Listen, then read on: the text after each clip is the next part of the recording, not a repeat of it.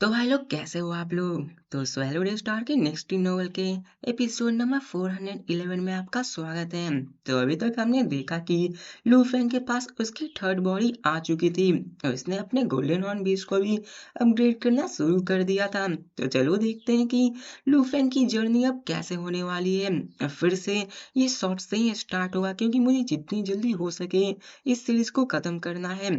अब लू फेंग ने अपने स्ट्रेंथ को बढ़ाने पे फोकस कर लिया होता है और अब बारी थी लू फेंग को अपने उन सारे थर्ड बॉडी को जानने में कि आखिर उसके पास थर्ड बॉडी में कैसी कैसी पावर है। लू फेंग को यहाँ पता चलता है कि उसकी असल में नॉन इमोटनेस बॉडी के पास दो टैलेंट्स मौजूद थी और यहाँ तक कि प्राइमर के और सिटी लीडर को भी इसके बारे में नहीं पता था क्योंकि उन्होंने कहा था कि नॉन इमोटनेस बॉडी के पास कोई भी टैलेंट्स नहीं थी। लेकिन जब लू फेंग चेक करता है तो उसे पता चल जाता है कि उसके पास दो टैलेंट्स मौजूद थी। इसके बारे में वो और भी रिसर्च करने लगता है। अब उन दोनों टेक्निक में से एक द ट्रांसफॉर्म ओशियन था और दूसरा टेक्निक क्रिएशन से नाम से जाना जाता था। अब ट्रांसफॉर्म ओशियन से वो अपने बॉडी को 60,000 माइल्स तक बड़ा कर सकता था। वो अपनी सारी चीजों को कंट्रोल कर सकता था उसके हर एक अंडर के आने वाली चीजों को जो कि 60,000 माइल्स के अंदर आता था। बात करें सेकंड टेक्निक की तो सेकंड टेक्निक का नाम था क्रिएशन और उस क्रिएशन से वो किसी भी दूसरे रेसेस के बंदे तक को क्रिएट कर सकता था। वो किसी चीज को भी क्रिएट कर सकता था। जैसे जैसे लूफिंग स्ट्रांग होगा वैसे वैसे उसकी स्ट्रांग टेक्निक भी बढ़ती जाएगी। अब लूफिंग अपने नाइन इमोटनेस की बॉडी को और भी बड़ा करना चाहता था जिसके कारण वो नाइन वॉल्यूम मोनियस को भी स्टडी करना शुरू कर देता है। साथ में वो क्रिएशन टेक्निक को भी यूज करना शुरू कर देता है जिसमें पहले तो वो छोटी छोटी चीजों को जैसे ग्रास और रॉक्स बनाने शुरू करता है जिसमें वो शुरुआत में कामयाबी होने लगता है। जिसके बाद वो बड़ी बड़ी चीजों पे फोकस करता है। अब लूफिंग यहाँ पर 1,000 सालों तक नाइन मैनुअल्स को प्रैक्टिस किए जा रहा होता है और प्राइमर के उस सिटी लीडर को भी दिखाया जाता है जो कि सोचने लगते हैं कि आखिरकार लूफिंग ने अभी तक ब्रेक थ्रू क्यों नहीं किया क्योंकि यहाँ पर बहुत ही लंबा वक्त गुजर चुका है और वो सोचने लगते हैं कि लूफेंग कब ब्रेक थ्रू करेगा। अब दिखाया जाता है लूफेंग को जहाँ पर वो प्रैक्टिस कर रहा होता है और प्रैक्टिस करते करते 400 साल बीत गए होते हैं और उसने अपने जीन्स के लेवल को 7200 तक बढ़ा लिया होता है। लेकिन वो और भी उसे बढ़ाना चाहता था और बढ़ाते बढ़ाते वो 10,000 तक ले आता है और इसके कारण उसकी बॉडी पहले जहाँ 60,000 मास की होती थी वो और भी बड़ी हो जाती है। इसने अपने रिमोट ओसिन को और भी बढ़ाकर 55,000 माइल्स तक ले आया होता है। सॉरी, पहले 6,000 माइल्स ही था, अब 55,000 माइल्स हो चुकी है। लेकिन दिखाया जाता है इसी बीच लूफिंग किसी और ही जगह पर आ जाता है किसी मिस्टीरियस से पैलेस पे जहाँ पर वो पहले प्राइमर के उस सिटी में था लेकिन यहाँ पर वो टेलीपोर्ट होकर यहाँ पे आ चुका है। अब दिखाया जाता है कि लूफेंग को वहां पर कई सारी चीजें देखती है जहाँ पे कैसे यूनिवर्स बना था और कैसे यूनिवर्स का विकास हुआ कैसे हर एक लिविंग बींग्स का विकास हुआ और कैसे यूनिवर्स का डिस्ट्रक्शन भी होगा और वो सारी इंफॉर्मेशन बहुत ज्यादा होती है। और ये आप लोग समझ लो जैसे आपने गोजो के बारे में सुना ही होगा उसके पास इन्फिनिटी डोमेन होती है जिसमें पूरी यूनिवर्स की इंफॉर्मेशन मिल जाती है।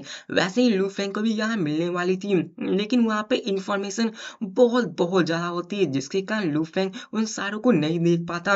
उसे समझ में आता था कि यहाँ पर सिर्फ यूनिवर्स की मेकिंग से लेकर डिस्ट्रक्शन तक की बात की गई है लेकिन लूफेंग उन सारी इंफॉर्मेशन को नहीं जान पाता और इसी के साथ थोड़े समय बाद ही वो स्पेस के बाहर भी आ जाता है। हमें लूफेंग को दिखाया जाता है जिसे विश्वास नहीं होता कि आखिर ऐसा कैसे हो सकता है कि वो पहले प्राइमर के उस सिटी में था और फिर ऐसे ही टेलीपोर्ट होकर किसी और जगह पे आ चुका है।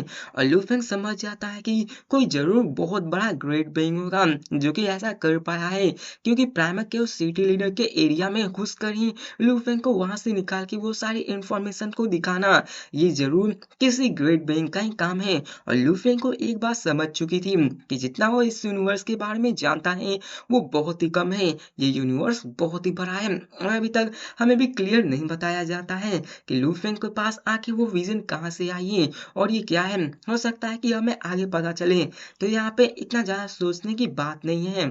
अब इसके बाद लूफेन फिर से अपने जीन्स को बढ़ाने लगता है और वो अपने परफेक्ट जीन्स को हासिल कर लेता है जो कि उसकी नॉन रिमोटनेस बॉडी से जुड़ी होती है। जो कि बढ़ते-बढ़ते 10,081 होता है और जैसा कि मैंने आपको इसके बारे में शॉर्ट्स में भी बता रखा है। अब इसके बाद जैसे ही लूफेंग अपने परफेक्ट जीन्स को हासिल कर लेता है, उसे एक टैलेंट टेक्निक मिलती है जो होता है आई एम द यूनिवर्स। मतलब ये हुआ ये भी मोसा क्लासमैन की टेक्निक के जैसा ही है, जो कि अपने डोमेन को क्रिएट कर सकता है और उस डोमेन के अंदर हर एक चीज को कंट्रोल कर सकता है और वो उसके अंदर इनविंसिबल कहा जा सकता है। और इसी के साथ दिखाया जाता है कि उसकी जो नाइन इमोटनेस की बॉडी होती है वो किसी नाइट से भी बहुत ज्यादा स्ट्रांग हो चुकी थी। अब लूफेंग अपने इंटरनल वर्ल्ड को भी बढ़ाना शुरू कर देता है, जिसके लिए उसको जरूरत थी यूनिवर्स क्रिस्टल की, जिसको खरीदने में वो बेइंतहा क्रिस्टल को खरीदने में बेइंतहा पैसा लगाना शुरू कर देता है और अपने इंटरनल वर्ल्ड को बढ़ाना शुरू कर देता है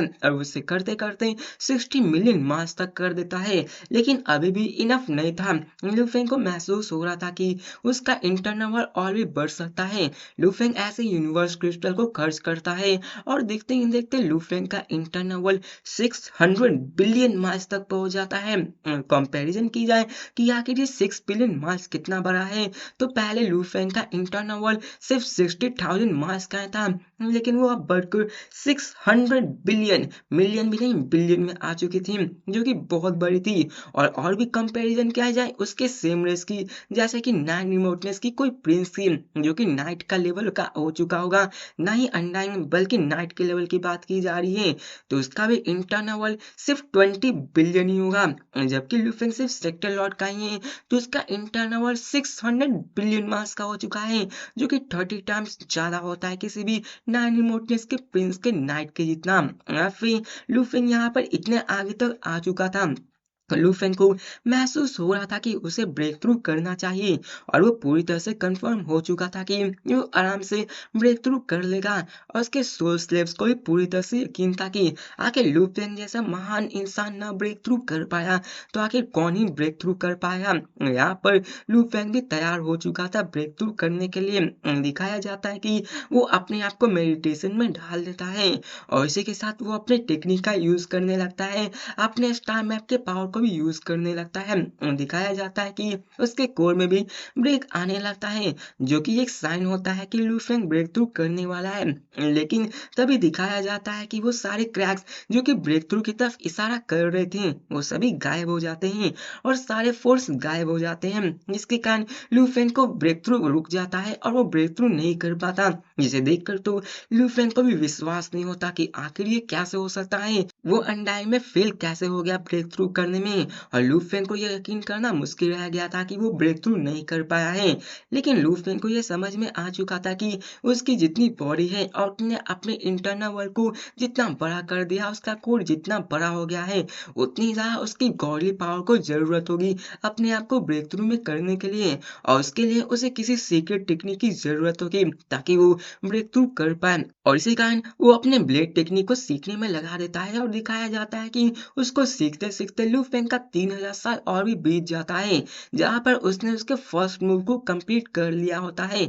और अब फिर इसी के साथ हमें प्राइमर के उस सिटी लीडर को भी दिखाया जाता है, जो कि लूफेंग से कहते हैं कि 3000 साल और भी पास हो चुके हैं और तुमने इसे मास्टर भी कर लिया है, तो बताओ कि आखिर तुम कब ब्रेक थ्रू करने वाले हो, क्योंकि अभी तक तुमने अनडाइन में ब्रेक थ्रू नहीं किया है। तो लूफेंग कहता है कि मैं अभी इतना पावरफुल नहीं हूँ कि मैं ब्रेक थ्रू कर पाऊँ। तो ये सुनकर प्राइमर के उस सिटी लीडर समझ जाते हैं कि लूफेंग क्या कहना चाहता है और उसे लूफेंग पे गर्व भी होता है कि वो अपने फाउंडेशन को पूरी तरह से सॉलिड करना चाहता है ताकि आगे जाने पर भी उसे ब्रेक थ्रू करने में कोई भी परेशानी ना हो। जिसके बाद वो उससे पूछते हैं कि आखिरकार तुम अपना ब्रेक थ्रू कब करोगे।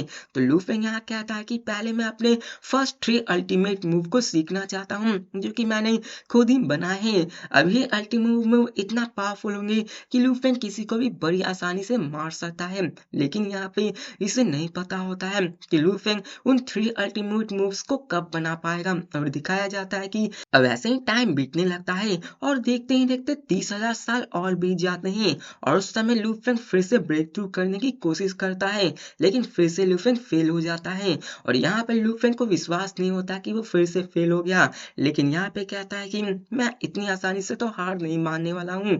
और लूफेंग फैसला करता है कि वो पूरे यूनिवर्स को घूमेगा ताकि उसे कोई रास्ता मिल पाए अपने ब्रेक थ्रू के लिए। और वो ऐसा ही करता है जहाँ पे वो अगले 50,000 सालों तक पूरे यूनिवर्स में घूमता है और सारे यूनिवर्स के बारे में जानने लगता है। जहाँ पे ये सेम टू सेम टेक्निक होता है बुद्धा की तरह ही। जैसे ही वो इनलाइटमेंट पाने के लिए पूरे के पूरे भारत को भ्रमण करते हैं ताकि वो अपने आप में इनलाइटमेंट पा सके, और लूफेंग भी ऐसा ही करता है। वो पूरे के पूरे यूनिवर्स में घूमता है, सारी जगह के दुख और दर्द को समझता है, वहां पे कई लोगों से जाकर फाइट करता है, उनकी टेक्निक्स को सीखता है। और ऐसे ही करके दिखाया जाता है कि 50,000 साल बीत जाते हैं और यहाँ पर 50,000 सालों के बाद लूफेंग का समय आ चुका था अनडाइंग बनने का।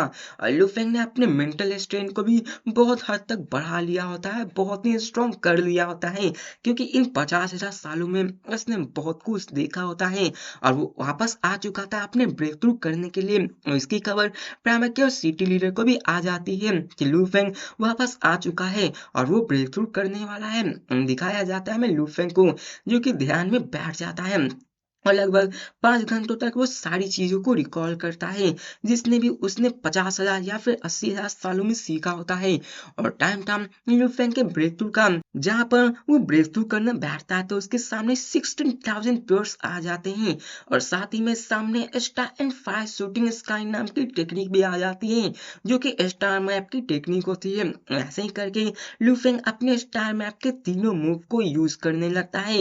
और वहां पे थर्ड मूव के बारे में हमें बताया जाता है कि ये 3 मूव क्या क्या है। पहला तो star and fire shooting sky है, दूसरा है क्रैश एंड बर्न और तीसरा है अर्थ शैटरिंग। बहुत ही पावरफुल टेक्निक होती है और ये तीनों टेक्निक लूफेंग की one of the most ultimate technique होने वाली है। और दिखाया जाता है कि जब लूफेंग इन टेक्निक को यूज करता है तो वहां पे उसके इनर कोर में बदलाव होने लगती है, उसमें क्रैक आने लगता है, वो हिलने लगता है। और दिखाया जाता है एक क्रैक का साउंड, और ये मूवमेंट था जब लूफेंग का ब्रेक थ्रू होने वाला था। और दिखाया जाता है कि इसी के साथ लूफेंग के अंदर से जबरदस्त पावर सर्ज निकलती है और इसकी तुलना किसी भी नाइट के ब्रेक थ्रू से भी नहीं की जा सकती है।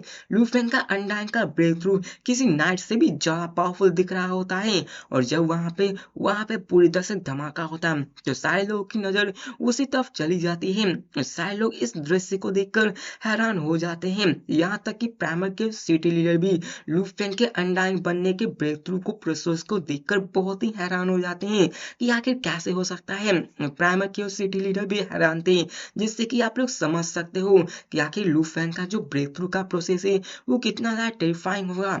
जब ये एनिमेट होकर आएगा तो ये कितना ही टेरिफाइंग दिखेगा। और फिर उन्हें दिखाया जाता है प्राइमर के और सिटी लीडर को, जो कहते हैं कि मैंने असंख्य स्पेशल बींग्स को देखा है जो कि अनडाइन में ब्रेक थ्रू करते हैं, लेकिन मैंने आज तक ऐसा नजारा कभी नहीं देखा है जहाँ पे एक बंदा अपने आप को अनडाइन में ब्रेक थ्रू कर रहा है, जिसे देखकर प्राइमर के और सिटी लोग भी सोचते हैं कि क्या मतलब ये हुआ कि लूफेंग के पास जो लाइफ फॉर्म है वो किसी भी दूसरे लाइफ फॉर्म से ज्यादा स्पेशल है और ज्यादा पावरफुल है। और ऐसा हो भी क्यों ना, लूफेंग ने अपने आप को मैक्स जीन्स तक कर लिया था, अपने आप को इस हद तक पावरफुल बना लिया था कि वो अभी किसी भी नाइट का आराम से सामना कर सकता है। और अब फिर हमें दिखाया जाता है लूफेंग को, जहाँ पर वो क्या था कि फाइनली मैं 9 इमोर्टल्स और भी ज्यादा इवॉल्व हो चुका है और मैं अनडाइन में इवॉल्व हो चुका हूँ और मेरी पावर बहुत ज्यादा बढ़ चुकी है। अब यहाँ पे हमें कंप्लीटली तरीके से लूफेंग के पावर को नहीं दिखाया जाता और बताया जाता है कि लूफेंग ब्रेक थ्रू के बाद कितना पावरफुल हो चुका है। जब हमें आगे फाइट होगा तो हमें बताया जाएगा कि लूफेंग कितना ही पावर हो चुका है। इसके लिए हमें आगे के एपिसोड देखने पड़ेंगे। अब दिखाया जाता है कि लूफेंग भी बहुत ही खुश होता है और कहता है कि मैं नाइट रिमोटनेस के रहते आखिर ऐसा कौन ही नाइट होगा जो कि मेरा मुकाबला कर सके।